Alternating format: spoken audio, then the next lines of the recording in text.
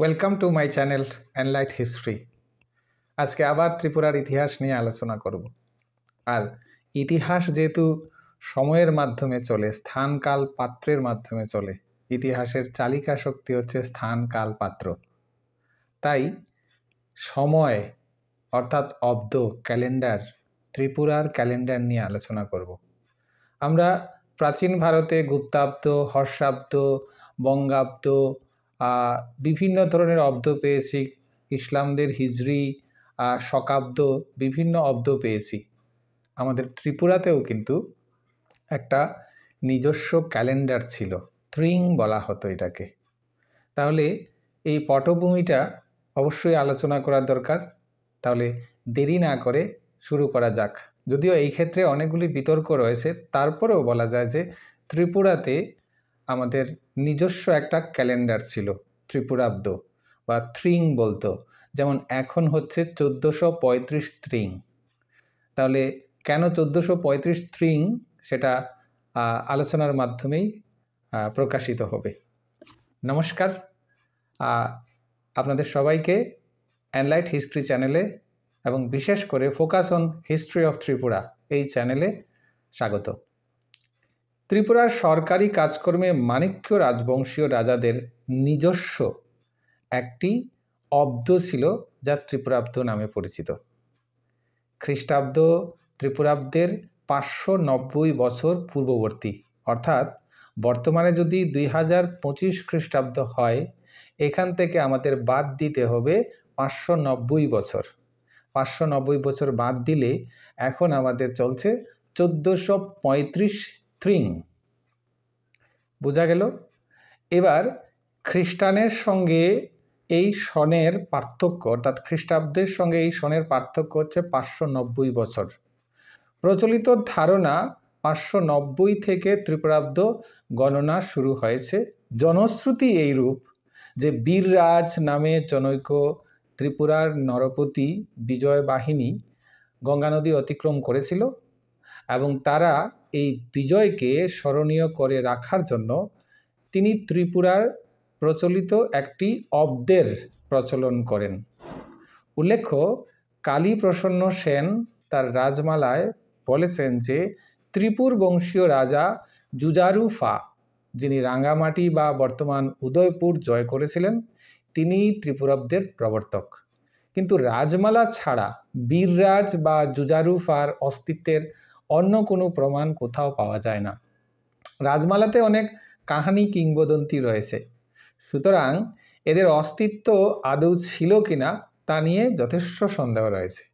অপরদিকে কৈলাসচন্দ্র সিংহ মন্তব্য করেছেন যে প্রাচীন সনদ বা ক্ষুদিত কোনো লিপিতে এর উল্লেখ নেই। তার মতে ত্রিপুরাব্দ সম্ভবত মুসলিম সন হিজরি থেকে উদ্ভূত এবং কিছুটা পরিবর্তিত রূপ। ত্রিপুরাব্দের আদি প্রবর্তক এবং সূচনাকাল সম্পর্কে ডক্টর ডিসি সরকার এই সম্পর্কে কিছু ভ্রান্ত ধারণা প্রচলিত আছে বলে তিনি মনে করেন। তথ্যের ভিত্তিতে বলা যায় ত্রিপুরাব্দ বাংলা সালের 3 বছর পূর্ববর্তী। বাংলা সাল যা ফজলি অব্দের রূপান্তর, মুসলিম হিজরি সালের পূর্ববর্তী। মনে হয় বাংলার মুসলিম শাসকদের প্রতি আনুগত্য রক্ষার প্রচেষ্টায় নক্ষত্র রায় বা ছত্রমাণিক্য এই অব্দের প্রচলন করেছিলেন। ছত্রমাণিক্যের রাজত্বকাল কত ছিল? 1661 থেকে 1666 পর্যন্ত রাজত্বকালে ত্রিপুরাব্দের প্রচলন করেছিলেন ছত্রমাণিক্য। সেই সময়টা ছিল 1074 হিজরি বর্ষ বা 1663 খ্রিস্টাব্দ। পাঠকদের সুবিধার্থে অধ্যাপক চক্রবর্তী 1340 সনের ত্রিপুরা রাজ্যের সেন্সাস বিবরণীর দ্বিতীয় প্রকাশ 1997 ইংরেজি সনের সম্পাদকীয় নিবেদনে বলেন, ত্রিপুরাব্দের উৎপত্তি কিভাবে হলো, বঙ্গাব্দ বা হিজরি সনের সঙ্গে এর সম্পর্কই বা কি, এসব নিয়ে এখানে আলোচনার অবকাশ নেই। শুধু এইটুকুই বলা বোধহয় যথেষ্ট যে বাংলা পঞ্জিকায় যেমন বৈশাখ, জ্যৈষ্ঠ ইত্যাদি 12টি মাসের নাম এবং সোম, মঙ্গল, বুধ ইত্যাদি 7টি দিনের নাম আছে, ত্রিপুরার পঞ্জিকারও ঠিক একই নাম আছে।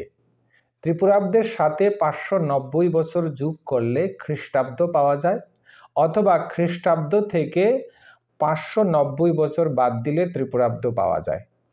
বঙ্গাব্দের ক্ষেত্রে এটি হচ্ছে 593 বছর, ত্রিপুরাব্দের ক্ষেত্রে এটি 590 খ্রিস্টাব্দ হবে। শকাব্দ খ্রিস্টাব্দের হিসাবে আনতে গেলে 78 বছর যুক্ত করতে হয়।